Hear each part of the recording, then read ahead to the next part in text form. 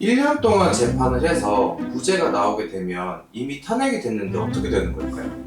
네, 많은 분들이 이미 탄핵이 된 거에 대해서 아쉬워하시는 분들이 있는 것 같아요. 그래서 형사 재판에서 무죄가 나오면 탄핵 심판도 무효로 될 수 있는 게 아니냐 이렇게 물어보시는데요.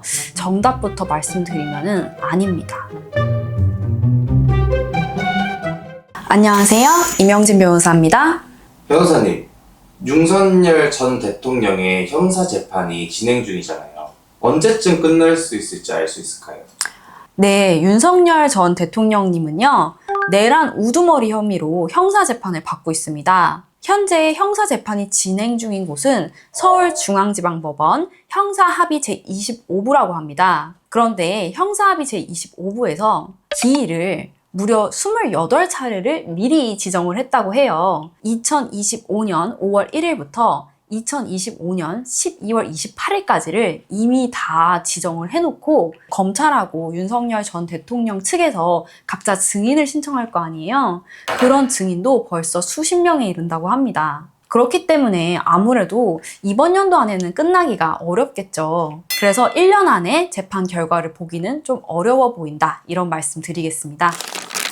이렇게 공판 기일을 미리 잡아두는 게 흔히 있는 일인가요? 아니요. 윤석열 전 대통령이기 때문에 가능한 일로 보입니다. 지금까지 제가 했던 사건 중에서는요, 한 번도 이렇게 1년 전에 미리 공판기일을 잡아놓는 경우가 없고요.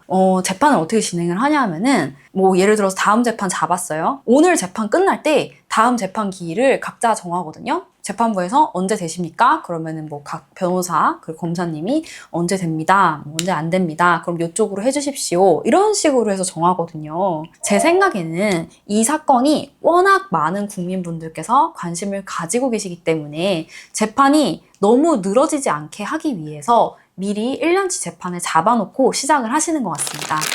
또 댓글에서도 많은 분들이 여쭤보신 게 있는데 1년 동안 재판을 해서 무죄가 나오게 되면 이미 탄핵이 됐는데 어떻게 되는 걸까요? 네, 많은 분들이 이미 탄핵이 된 거에 대해서 아쉬워하시는 분들이 있는 것 같아요. 그래서 형사 재판에서 무죄가 나오면 탄핵 심판도 무효로 될 수 있는 게 아니냐 이렇게 물어보시는데요. 정답부터 말씀드리면은 아닙니다. 탄핵 심판하고 형사 재판은요, 목적과 절차가 완전히 다릅니다. 탄핵 심판은 목적은요, 공직자를 파면을 하는 것이에요. 그렇기 때문에 형사 재판과는 크게 관계없이 이 공직자가 헌법과 법률을 위반해서 이 직무에서 탄핵이 되어야 될 사유가 있느냐, 이것만을 보는 것입니다. 반면에 형사 재판은요, 형사적으로 어떤 죄를 저질러서 어떤 처벌을 받게 할 것이냐, 징역을 갈 것이냐, 집행유예를 할 것이냐, 벌금할 것이냐, 아니면은 무죄를 할 것이냐, 이거에 대한 것이기 때문에요. 그 절차하고 목적이 완전히 다른 것이죠. 우리 헌법에서도요, 이런 것에 대해서 규정을 하고 있습니다. 우리 헌법 제65조 제4항은요, 탄핵 결정은 공직으로부터 파면함에 그친다. 그러나 이에 의하여 민사상이나 형사상의 책임이 면제되는 것은 아니다 라고 명백하게 규정을 하고 있습니다. 이거는요, 헌법재판소법도 마찬가지예요. 헌법재판소법 제54조 1항도요, 탄핵 결정은 피청구인의 민사상 또는 형사상 책임을 면제하지 아니한다 라고 규정을 하고 있습니다. 이처럼요, 헌법재판과 형사재판은요, 서로 독립적으로 진행이 됩니다. 그리고 목적이나 절차나 판단 기준 같은 것이 아예 다르다고 볼 수 있죠. 무엇보다도요, 탄핵 결정은요, 그 한 번으로서 확정력을 가집니다. 그렇기 때문에 그 이후 형사 재판에서 무죄가 나왔다고 하더라도 이 확정된 탄핵 결정을 바꿀 수는 없는 것입니다. 우리 법원의 결정에 의하더라도요, 헌법재판소의 탄핵 결정은 그 자체 한 번으로서 확정적이고요. 여기에 대해서 다시 상소 제기를 할 수가 없습니다. 그렇기 때문에 헌법재판소의 결정은 그 자체로 최종적인 결정이다라고 법원에서도 인정을 하고 있는 것이죠.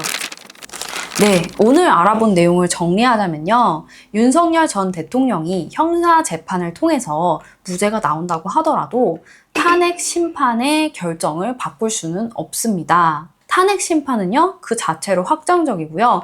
형사와 탄핵 재판은요, 각각 별개의 절차, 별개의 목적, 별개의 진행을 가지고 있기 때문에 서로 간에 영향을 미치지 않습니다. 그리고 무엇보다도 헌법재판소의 결정은 불복을 할 수가 없기 때문에 형사재판에서 무죄가 나오더라도 이미 확정된 탄핵심판의 결과를 뒤집기는 어려울 것으로 보입니다.